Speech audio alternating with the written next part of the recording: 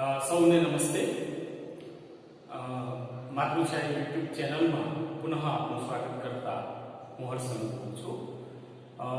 ધોરણ 10 વિષય સામાજિક વિજ્ઞાન, પ્રકરણ 8 કુદરતી સંસાધનો.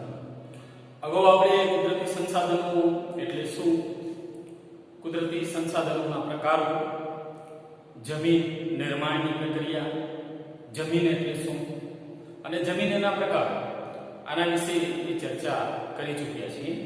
હવે આ પ્રકરણના બહુ અગત્યના પ્રશ્નોની આપણે ચર્ચા કરવાની છે. એક, જમીન ધોવાણ એટલે શું અને જમીન ધોવાણને અટકાવવાના ઉપાય. બે, ભૂમિ સંરક્ષણ એટલે શું અને ભૂમિ સંરક્ષણના ઉપાય.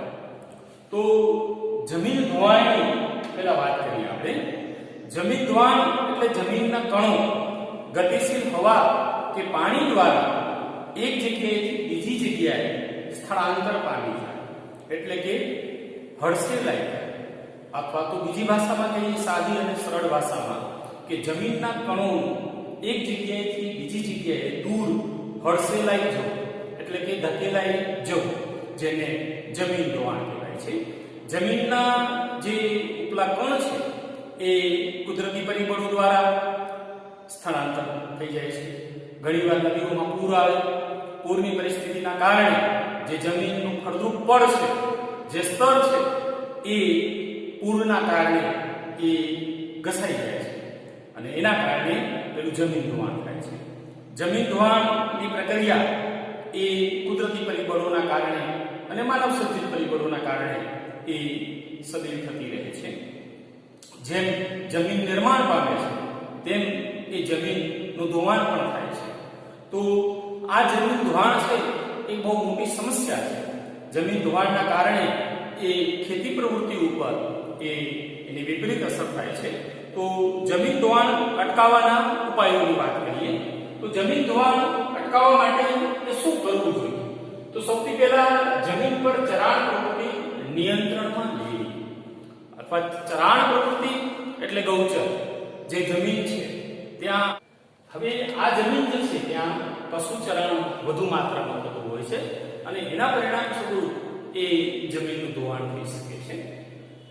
ઢોળાવવાળી જમીનમાં સમોચ્ચ રેખીય પગથિયા તરાહની ખેતી કરવી. એનો મતલબ પગથિયા ટાઈપની ખેતી એટલે મોટા ભાગે જે પહાડી વિસ્તારો હોય અથવા ઢોળાવવાળા વિસ્તારો હોય ત્યાં જે ઢોળાવનું જે પડ છે ત્યાં જે છે એ સમોચ્ચ રેખીય ખેતી, એટલે કે આ પ્રકારની જે છે એ ખેતી થવી જોઈએ. એટલે એને સમોચ્ચ રેખીય ખેતી કહેવાય. પગથિયા જે છે, પગથિયા ટાઈપની ખેતી, ખાસ કરીને પહાડી ઢોળાવ ઉપર એ નાના નાના ખેતરો હોવા જોઈએ, જેના કારણે જે અતિ વરસાદના કારણે જે પાણીનો જે વહાવ થાય છે એ અટકી શકે ખેતરોના કારણે, અને એ જે ખેતરો છે એ પાણીને જે છે એ જમીનમાં ઉતારી શકે. તો એને સમોચ્ચ રેખીય ખેતી તરીકે ઓળખવામાં આવે છે. એટલે કે ઢોળાવવાની જે જમીન છે તેની અંદર સમોચ્ચ રેખીય પગથિયા ટાઈપની એ ખેતી થવી જોઈએ, જેનાથી જમીનનું ધોવાણ એ અટકાવી શકાય. બીજું, પડતર જમીનમાં વૃક્ષ વાવેતર કરવું. પડતર એટલે નકામી જમીન, કે જ્યાં પડતર જમીન પડેલી છે તો ત્યાં એ ખાસ કરીને વૃક્ષારોપણ એ થવું જોઈએ. ખાસ કરીને વન ક્ષેત્રોમાં, પછી રણ વિસ્તારોમાં, પછી રોડની જે બંને સાઈડની કિનારી છે ત્યાં આ પ્રકારના જે છે એ વૃક્ષોનું વાવેતર થાય તો જમીન ધોવાણની પ્રક્રિયા એ અટકાવી શકાય. પછી પાણીના વહેણ પડેલા હોય ત્યાં આગ બંધ હોના. પાણીના વહેણા જ્યાંથી પસાર થતા હોય તો એ પાણી એ વ્યર્થ જવાનું છે. તો એની જગ્યાએ ત્યાં આડ બંધ, એટલે કે નાનો ચેક ડેમ અગર બનાવી દેવામાં આવે અને પાણીનો સંગ્રહ કરવામાં આવે તો એ જે વધારાનું પાણી છે એ જે વહી જાય છે એને પણ અટકાવી શકાય અને સાથે સાથે જમીન ધોવાણની પ્રક્રિયા પણ હળવી કરી શકાય. એટલે પાણીના વહેણા પડેલા હોય ત્યાં આડ બંધ, એટલે કે નાના બંધ અથવા તો ચેક ડેમ એ બનાવવા જોઈએ. પાણી વેગને ઓછો પાડવા ઢાળવાળા ખેતરમાં ઊંડી ખેડ કરવી, કે જ્યાં ઢાળવાળા ખેતરો છે, જ્યાં પાણી વધારે માત્રામાં આવે છે, તો ત્યાં એ ખેતરોની ખેડ જે છે એ વધુ માત્રામાં ઊંડી કરવી જોઈએ, જેના કારણે એની અંદર પાણી સંગ્રહી શકાય અને જમીન ધોવાણની પ્રક્રિયાને પણ એ હળવી કરી શકાય. તો અહીંયા આ પરીક્ષાલક્ષી બહુ અગત્યનો પ્રશ્ન છે. જમીન ધોવાણ એટલે શું, તેને અટકાવવાના ઉપાયો આપો.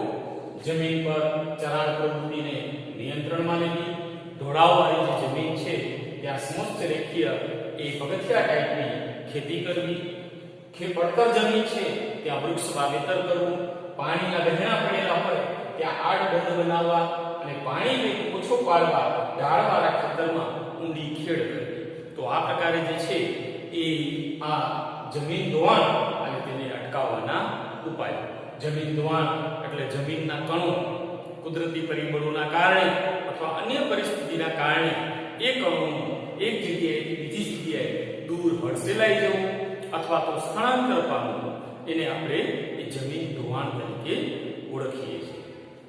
હવે બીજા નંબરમાં જે બીજો અગત્યનો પ્રશ્ન છે એ ભૂમિ સંરક્ષણ. તો ભૂમિ સંરક્ષણ એટલે શું અને ભૂમિ સંરક્ષણના એ ઉપાય. ભૂમિ સંરક્ષણ એ ભૂમિનું રક્ષણ કરવું, જે જમીન છે એ જમીનનું રક્ષણ થવું અનિવાર્ય છે. એટલે કે જમીનનું ધોવાણ અટકાવવું એટલે જમીનનું સંરક્ષણ કરવું, એટલે એને ભૂમિ સંરક્ષણ કહેવાય. તો ભૂમિ સંરક્ષણને અટકાવવાના ઉપાયો: જંગલો વધારવા, જંગલોનું આચ્છાદન વધારવું, જમીન કણો જેના કારણે જળવાય. સિમ્પલ વસ્તુ છે. જંગલો જેમ વધુ હશે, જંગલોનું આચ્છાદન એટલે કે વધુ માત્રામાં જંગલો છવાયેલા હશે, તો એના કારણે જમીનના કણો જે છે એ જળવાઈ રહેશે. એનો મતલબ એવો થયો કે વરસાદ પડે અથવા તો નદીઓમાં પૂર આવે તો એ વધારે જે પાણી છે એ વૃક્ષના જે મૂળિયા છે એને જમીનમાં ઉતારી દેશે અને એના પરિણામ સ્વરૂપ એ જમીનના કણો જળવાઈ રહેશે.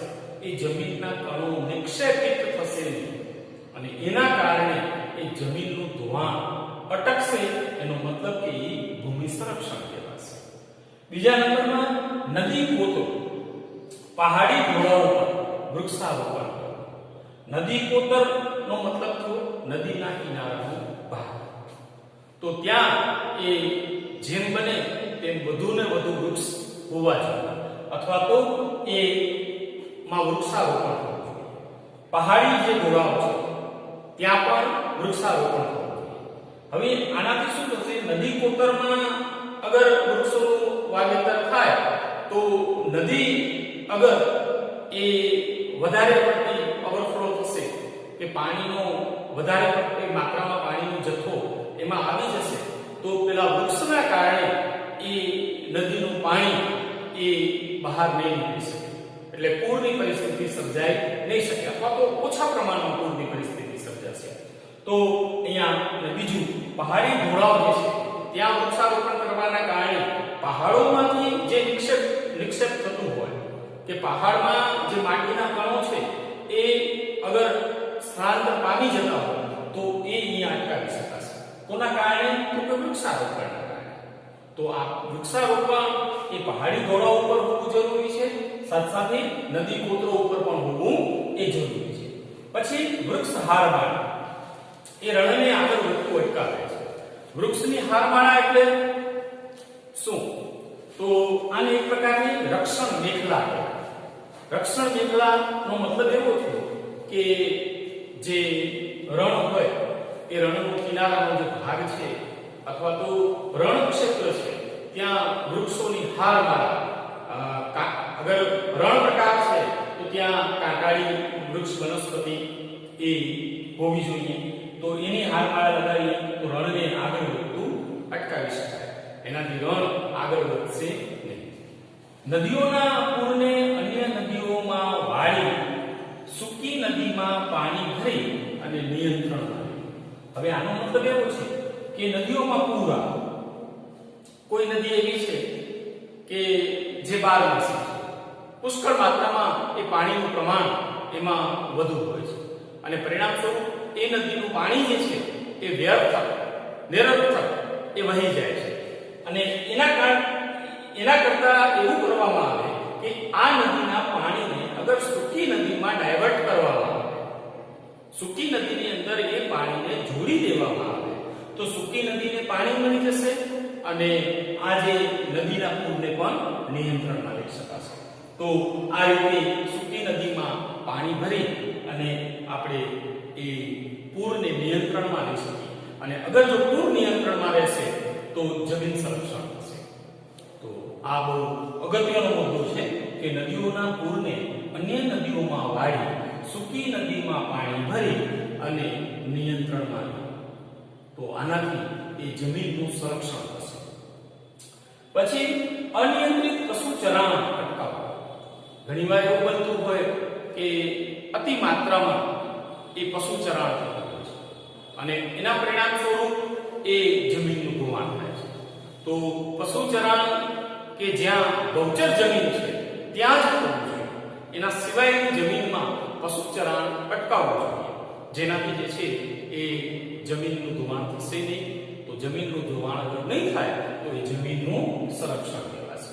તો 3 માર્ચનો અથવા તો 2 માર્ચનો આ અગત્યનો પ્રશ્ન ભૂમિ સંરક્ષણ એટલે શું અને ભૂમિ સંરક્ષણના ઉપાય. જંગલોને વધારવા, જંગલોનું આચ્છાદન એટલે જંગલો હંમેશા છવાયેલા રહે, જમીન કણો જળવાઈ રહેના કારણે નદીઓમાં જે પોતરો છે અને પહાડી જે ભૂભાગ છે ત્યાં વૃક્ષારોપણ કરવું, વૃક્ષમાળા રણને આગળ વધતું અટકાવવું, નદીઓના પૂરને અન્ય નદીઓમાં વાળી અને સૂકી નદીમાં પાણી ભરી અને તેને નિયંત્રણમાં લેવું અને અનિયંત્રિત પશુ ચરાણની પ્રવૃત્તિને એ અટકાવવું. તો ભૂમિ સંરક્ષણ એટલે શું અને ભૂમિ સંરક્ષણના ઉપાયો. વિદ્યાર્થી મિત્રો, આ પાઠ કુદરતી સંસાધનના આપણે 3 ભાગ બનાવ્યા છે, જેમાં પહેલા ભાગમાં આપણે સંસાધન એટલે શું, સંસાધનના પ્રકારો અને બીજા ભાગની અંદર એ જમીન એટલે શું, જમીન નિર્માણ એટલે શું અને જમીનના 8 પ્રકારોની ચર્ચા અને ત્રીજા ભાગમાં એ જમીન ધોવાણ એટલે શું અને તેને અટકાવવાના ઉપાયો અને ભૂમિ સંરક્ષણ એટલે શું અને ભૂમિ સંરક્ષણના ઉપાયો, આટલા મુદ્દાઓની ચર્ચા કરી. આ પાઠ પરીક્ષાલક્ષી છે, ખૂબ અગત્યનો છે. આ જે 2 મુદ્દાઓની આપણે જે ચર્ચા કરી છે એ પણ ખૂબ અગત્યના મુદ્દાઓ છે અને સરળતાથી આપને યાદ પણ રહી શકે છે. ધન્યવાદ.